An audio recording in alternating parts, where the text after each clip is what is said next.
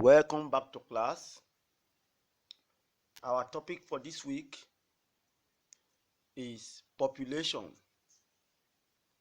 What then is population? Population refers to the total number of people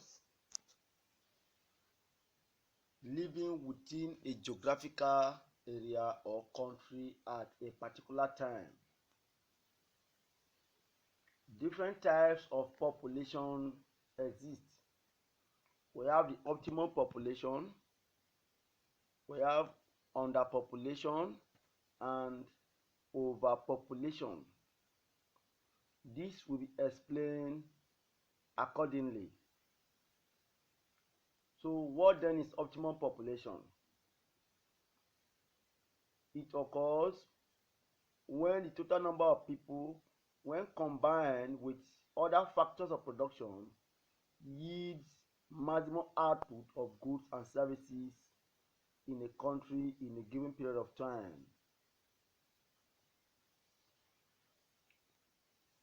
What about overpopulation? Overpopulation is a situation in which the number of people exceeds the available resources.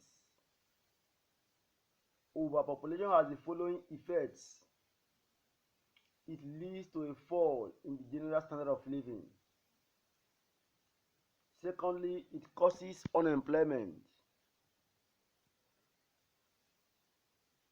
3. It causes a reduction in per capita income.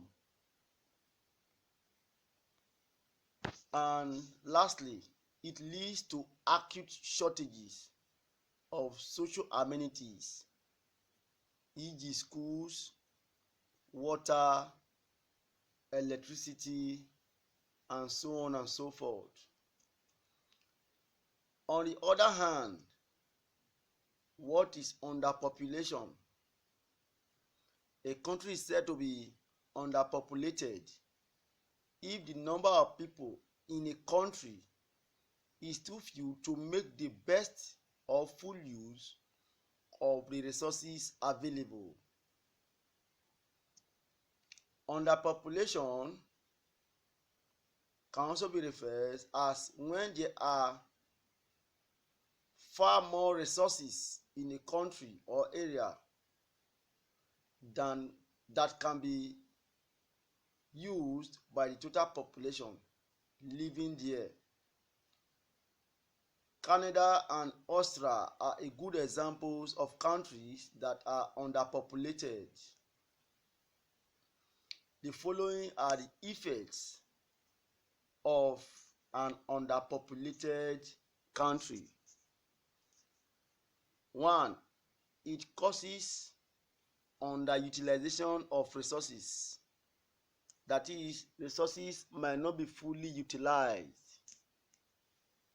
Secondly, it leads to a fall in per capita income of that particular country.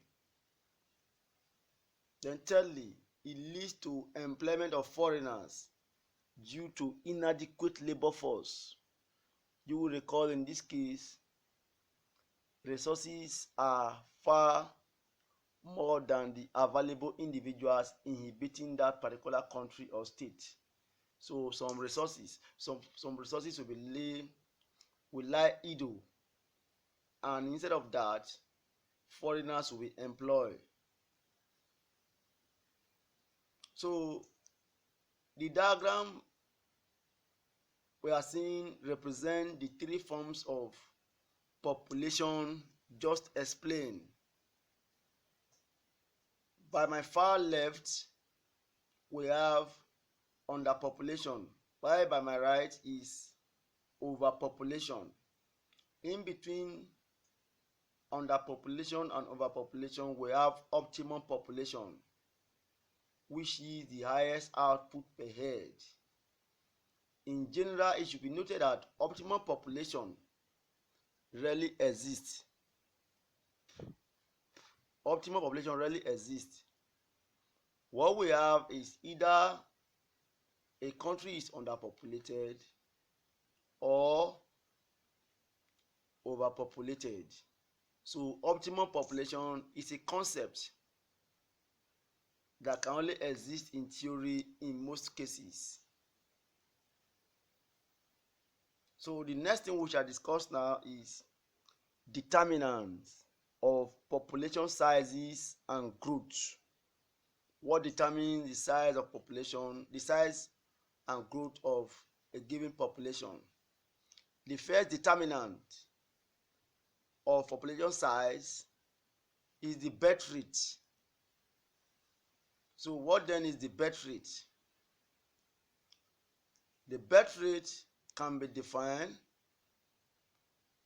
or refers to as the number of births per thousands of a given population in a year. Certain factors affect the birth rate. First, the economic conditions. Countries with higher per capita income tend to have lower birth rates. Secondly, cultural and religious background. Some countries encourage large families and some religions ban or oppose birth control. So this can lead to a high population. Thirdly, social pressures and conditions. A large family improves social standing in some countries. Then birth control measures.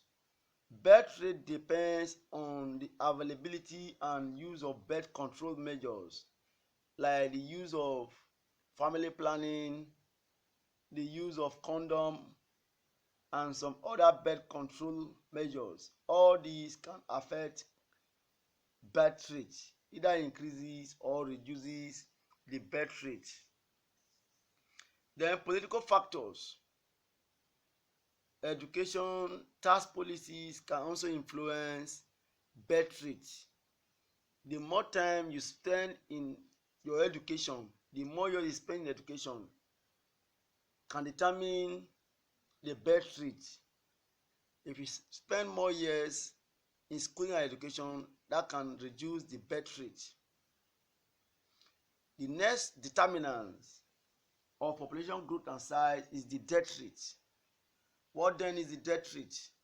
This refers to the number of deaths per thousands of the population in a year.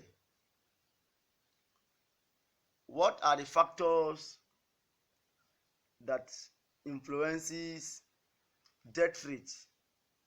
First is availability and cost of medical services. If medical services are not readily available, that can increase the death rate. Then education can also increase or decrease death rate. Then availability of food and clean water can determine the death rate.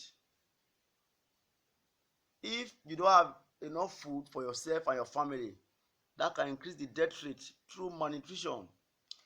Then another factor is level of economic development. Can also affect what? The death rate. How developed a country is by providing medical services for its citizens can determine the rate of death. Then war, communal crisis, international war, all these can increase the death rate of a country. Then environmental disaster like earthquake, flood, all these can increase death rate. The next factor is a country's fertility rate. The higher the level of fertility in a country, the better. So all these factors determines the death rate. Another factor that determines population size and growth is migration. So what are the economic effects of a growing population. That's the next topic we shall discuss now. What are the economic effects of a growing population? 1. A growing population experiences increased labor force. Secondly, in a growing population, there is a tendency of an enlarged market. The third one is high dependency ratio. The number of dependents are always more than the independent population in a growing population. The next factor that determines or that affects a growing population is a fall in per capita income and standard of living. There will be a fall in per capita income and standard of living of a growing population. And lastly, one other effect of a growing population is that there will be a tendency of an increased unemployment. Then the next factor is